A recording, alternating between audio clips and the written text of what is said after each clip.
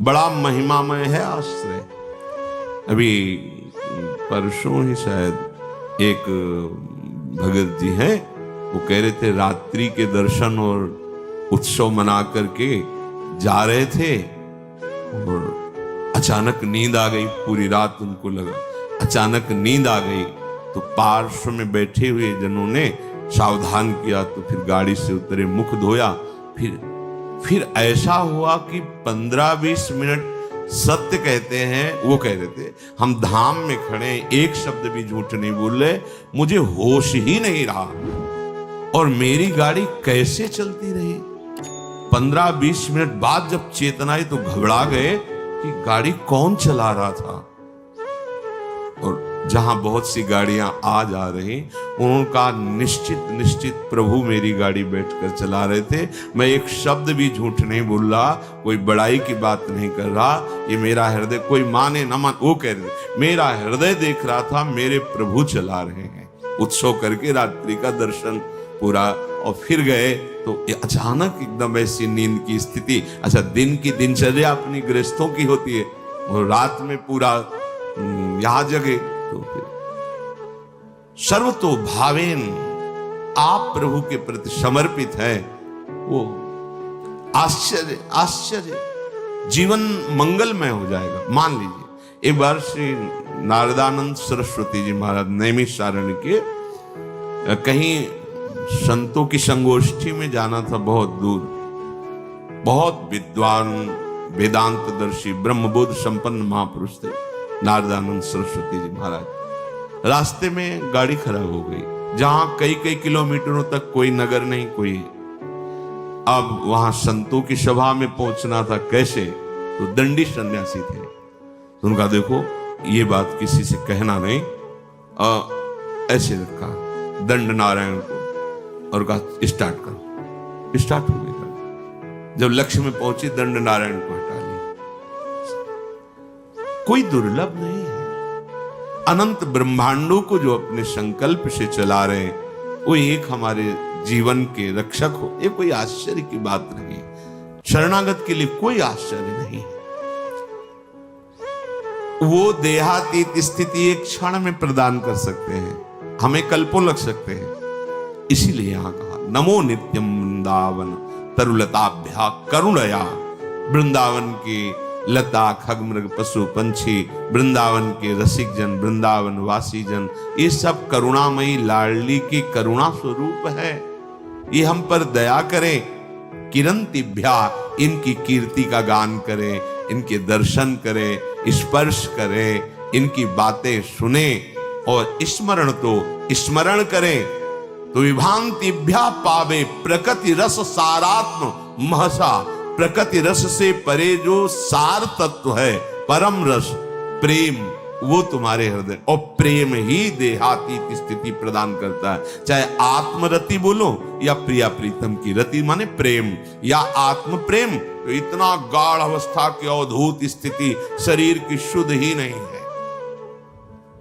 प्रेम प्रियालाल के प्रकट रूप में इतना प्रेम, शरीर शुद्ध ही नहीं है। शरीर शुद्ध छूटना कोई कठिन बात नहीं है। एक उदाहरण में पूज्य भाई जी ने लिखा कि एक कोई वंदना कर रहे थे, तो उनका नियम होता है कि जिस समय उनका समय हुआ वो अपनी वंदना करते हैं अपने ईश्वर की। तो रुमाल बिछाई और वंदना कर रहे थे।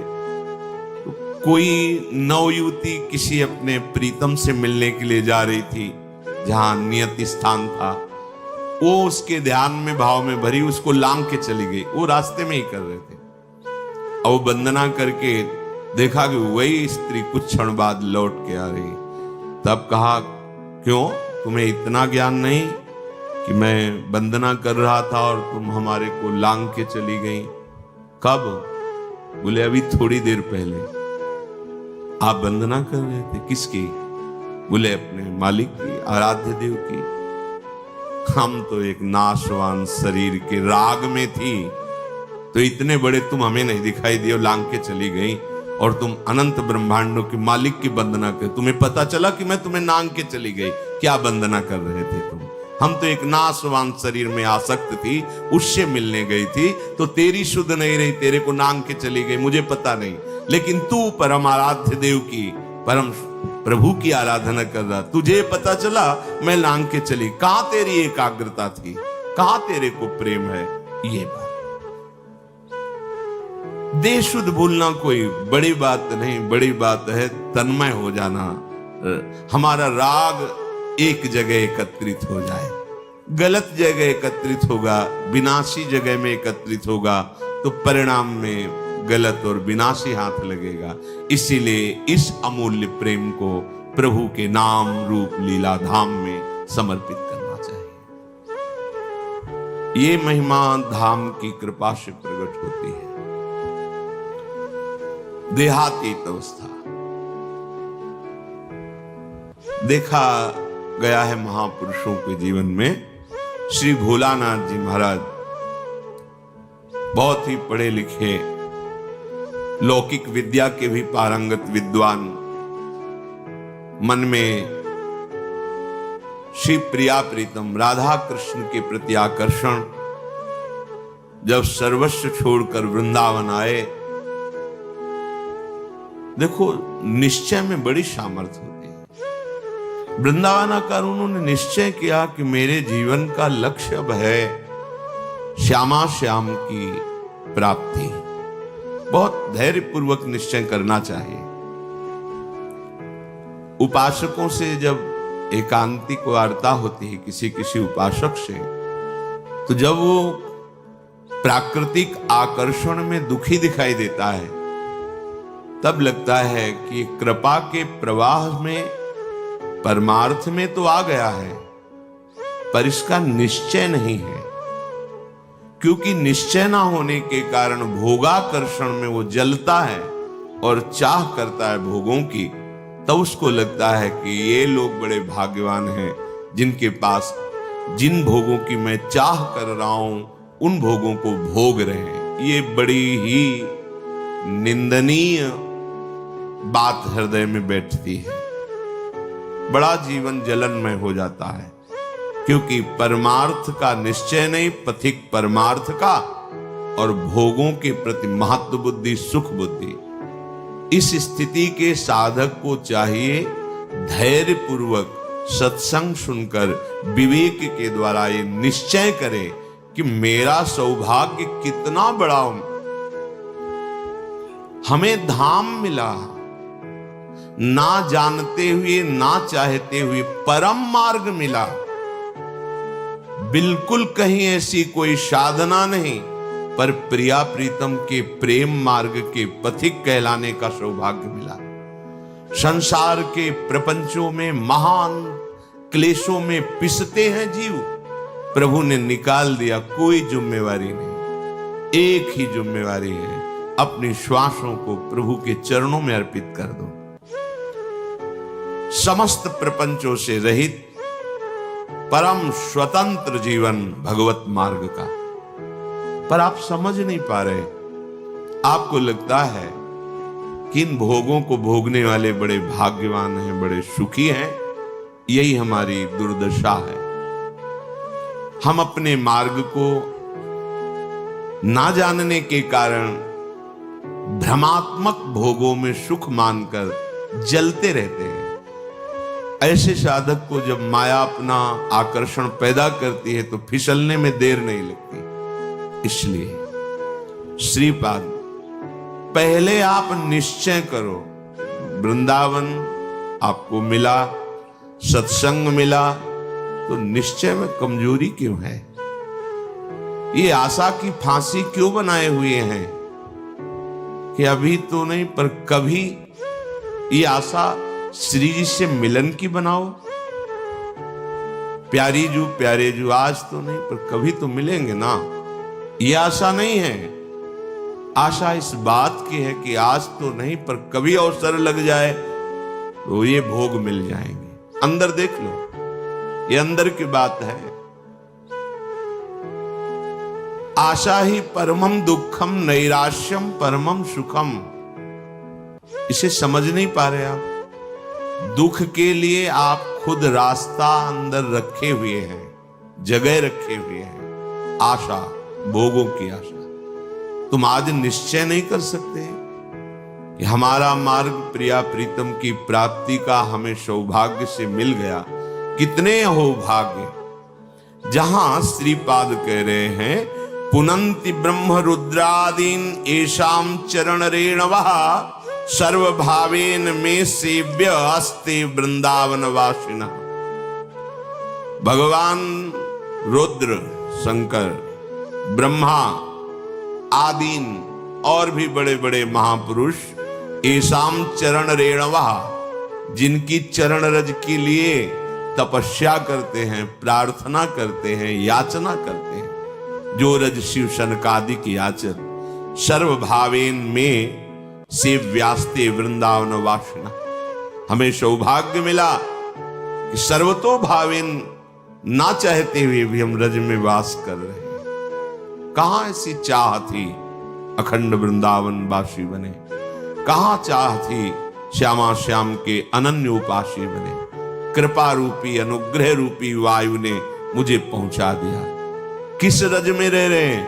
कह रहे पुनंति ब्रह्म रुद्रादीन एषाम चरण रेणवः, जो भगवान ब्रह्मा, भगवान महादेव, शनकादि को भी पावन करने की सामर्थ्य। पुनंति, पुनंति ब्रह्म रुद्रादीन, बड़े बड़े मां, वो हमें, हम जैसे अज्ञानी को, अनाधिकारी को, जहां भोगों की चाह है, ऐसी चाह ही नहीं है, वहां मुझे श्रीधाम वृंदावन वास मिला, रज सेवन करने का सौभाग्य मिला। हम प्यारी जू के हैं ऐसी ठसक से कहने का सौभाग्य मिला। फिर हमारे निश्चय में क्यों कमी? हमारा निश्चय दृढ़ होना चाहिए। भोलानाथ जी ने निश्चय किया कि बस अब प्रिया प्रीतम की प्राप्ति करनी है। निश्चय में बड़ी जल्दी स्थिति आती है। ये जो हमारे अंदर भागवतिक आनंद का प्रादुर्भाव नहीं हो रहा, इसमें निश्चय की कमी है। नहीं चाहिए मुझे अब लोकांतर के भोग, पदवी, यश, प्रतिष्ठा। अब मुझे प्रिया प्रीतम चाहिए। अब छक के भजन करना है, रात दिन भजन करना। ऐसा निश्चय करो। देखो इस निश्चय में कितनी पवित्रता है, कितना बल है, कितनी दिव्यता है। भोलानाथ जी की दिनचर्या बन गई। चतुराशी जी का गान, चतुराशी जी का मनन, प्रिया प्रीतम के मंत्र नाम का रटन। धीरे धीरे इतनी उदासीनता बनी, किसी से मिलना जुलना, किसी के घर भिक्षा के लिए जाना, ये सब बंद कर दिया। बस यमुना जी के किनारे श्रीमद चतुराशी जी का गायन, मंत्र का जप, प्यारे जू के ध्यान में। शाम के सेवा कुंज दर्शन करने जाते, बंदरों को जो चना डाला जाता है, उसकी जो ठुड्डियां पड़ी होती, अर्थात जो बंदर भी नहीं खाते थे, बहुतायत चना, वो उठा लिए मुट्ठी दो मुट्ठी और यमुना किनारे बैठकर उनको चबा लिया। रात दिन ऐसी स्थिति कि अब तो रहा नहीं गया। चिल्ला चिल्ला के रोते, हा स्वामिनी, हा लाडली। प्रेम की पीर उनके हृदय की वाणी जी में लिखी हुई। हा लाडली, हा प्रियाजू। ब्रजवासी जन सुनते तो प्रार्थना करते प्रियाजू से कि अगर हमारे कोई सुकृत है तो लाडली आप प्रसन्न हो जाओ, बाबा को दर्शन दे दो। इतनी विकलता, इतना रुदन। दिन राधा वल्लभ जी के श्रीअंग के दर्शन करने गए, भाव में भरे निहार रहे थे। होली उत्सव चल रहा था। प्रियाजू के पार्षद बड़ी बड़ी पिचकारियों से रंग डाल रहे थे। अहो भाग्य होता है जिनके ऊपर रंग पड़ता है। संसार का रंग तो पड़ ही रहा है। अहो भाग्य उनके जिनके सामने प्रभु विराजमान है और फिर उनके पार्षद जन उन्हीं कर कमलों से, जिनसे श्रीअंग सेवा करते हैं, वो रंग डालते हैं, गुलाल डालते हैं। समीप ही थे, भर के पिचकारी मारी। लीला श्री जी की उनके कान में सीधे गई, पर्दा फट गया, रंग युक्त जल अंदर। जो श्रीपाद करे जीवन ने वो मृत प्रायो, देहादौ निरहम ममा। देह भाव से अतीत, अहमता ममता शून्य स्थिति प्रेममयी। अब वो जल पीड़ा देता है, पक जाता है, फिर उसमें कीड़े पड़ जाते हैं, कोई किसी से नहीं कहता। सेवा कुंज दर्शन करने गए तो ऐसे कीड़े निकले। जब लोगों ने देखा तो अरे बाबा तुम्हें तो बड़ा कष्ट। कुछ नहीं, श्री जी की लीला है ऐसा। नहीं, उस समय मथुरा जाना पड़ेगा। बहुत जब प्रार्थना राजी हो गई, ये भी श्री जी की लीला। रोग रूप से प्रभु आए हैं तो औषधि रूप से उनकी पूजा हो, ले गए। डॉक्टरों ने देखा, कहा इनका तो बड़ा ऑपरेशन होगा क्योंकि सड़न हो गई बहुत दिन से। उनके पास जो निज जन सेवा में बनकर गए थे, उन्होंने कहा आपके कान का ऑपरेशन होगा, आपको बेहोश करना पड़ेगा, ये ऐसे नहीं होगा। उनका नहीं, आप 30 मिनट पहले बता दीजिए आके, बेहोश की जरूरत। बोले बहुत कष्ट हो उसमें बेहोश कर। बोले आप बता दीजिए। तो लोगों ने डॉक्टरों से कहा कि स्थिति प्रज्ञ महापुरुष हैं, स्थिति प्राप्त महापुरुष हैं, ये जैसा कहते हैं वैसा ही करो। वो आए, उन्होंने कहा कि अब 30 मिनट बाद ऑपरेशन होगा। श्री हरिवंश राधा राधा गए। वो डॉक्टर आए ऐसे कि ऑपरेशन के कुछ देर बाद बाबा श्री हरिवंश जैसे सो के उठे, श्री हरिवंश राधा राधा राधा। हो गया ऑपरेशन। अच्छा उठे, चल। आश्चर्यचकित सब नर्स डॉक्टर, क्या है ये? शरीर का ऑपरेशन हो रहा है, आप श्री जी की सेवा में हैं, भाव देह से क्या फर्क पड़ता है? ये स्थिति। नमो नित्यम वृंदावन तरुलताभ्यः करुणया कीरंतिभ्या सर्वान पिच पुरुषार्थान सकृदपि विलोकात्। यहां देखना भजन है, विलोकात्, यहां की लताओं का दर्शन। यहां आप आए हैं, आपको पता नहीं कि ऐसे महापुरुष का स्पर्श हो जाएगा, सारे दुष्कृत आपके नष्ट हो जाएंगे। आप भीड़ में चल रहे हैं, कौन किस कोटि का भजनानंदी है ये बाहर से थोड़ी दिखाई देता है। ये प्रेमियों का देश है वृंदावन। पता नहीं किस पर दृष्टि पड़े, कितनी ऊंची स्थिति का वो प्रेमी महात्मा गृहस्थ भेष में दिखाई दे रहा है, पागल भेष में दिखाई दे रहा है, या विरक्त भेष में दिखाई दे रहा है। कोई आपको आकर्षण नहीं लग रहा, और प्रिया प्रीतम की बहुत ऊंची प्रेम स्थिति में है। इनके दर्शन का, इनके स्पर्श का, इनके सानिध्य का देवर्षि नारद जी कह रहे अमोघश। भाई जी ने कहा जैसे आप सो रहे हैं और सूर्य उदय हो गया है तो अंधकार नष्ट हो गया है, पर आपको पता तब चलेगा जब नेत्र खुलेंगे। ऐसे ही महापुरुष का संग हो गया। अब आपका तो कल्याण निश्चित है, पर आपको पता तब चलेगा जब आपके अंदर वो कल्याण स्थिति जागृत हो जाएगी। बिलोकात, वृंदावन को देखना, ये प्रेम प्रदान करने वाला है। कहां से आ रहे? वृंदावन का दर्शन करके। ये भावना मत लाओ यहां बड़ी बिल्डिंगें हैं, ये सब भौतिक बातें माने। धाम नाम रूप लीला चिदानंद है, ये है। गिरिराज जी वही है ना, रजरानी वही है, बहुत कुछ यहां सब चिदानंद है। अपने भाव दूषित है इसलिए पकड़ नहीं पा रहे। विलोकात, दर्शन करो वृंदावन का। देहातीत स्थिति कैसे प्राप्त होगी? बिलोकात, संस्पर्शात, यहां की लताओं का स्पर्श, रजरानी का स्पर्श, स्वाभाविक वायु बड़े बड़े महापुरुषों का, यमुना रसरानी का, बिहारी बिहारिंजू का स्पर्श करके आपके शरीर को स्पर्श कर रहे हैं। बड़े बड़े तीर्थों के अवगाहन से जो बात नहीं बनेगी वो यहाँ की वायु हवा बना देगी। ये वृंदावन की वायु है। स्पर्शात, यहाँ की रज, यहाँ की लताएं, यहाँ के खगमृग पशु पंछी, यहाँ के रसिक जन, स्पर्श हो ही जाएगा। बाह्य और आंतरिक दोनों हो जाएगा। कथनाच, वृंदावन का नाम, वृंदावन की जय घोष, वृंदावन धाम की प्रिया प्रीतम का नाम, उनकी जय घोष यहां स्वाभाविक होती रहती है। जय जय श्री राधे, वृंदावन धाम की जय। बार बार यहां तुम्हें चलत फिरत सुनियत यह है, श्री राधा वल्लभ लाल ऐसे वृंदा विपिन में बसत रहो शब काल। यहां चलते फिरते बिल्कुल आप एक भी नाम न जप करें तो भी यहां भजन होने लगेगा। यहाँ का प्रभाव है। यहाँ फिरे स्वार्थ आपने भजन गए फिरे बाह, भजन आपको पकड़ लेगा, आपको भजन पकड़ लेगा। भजन गए फिरे बाह,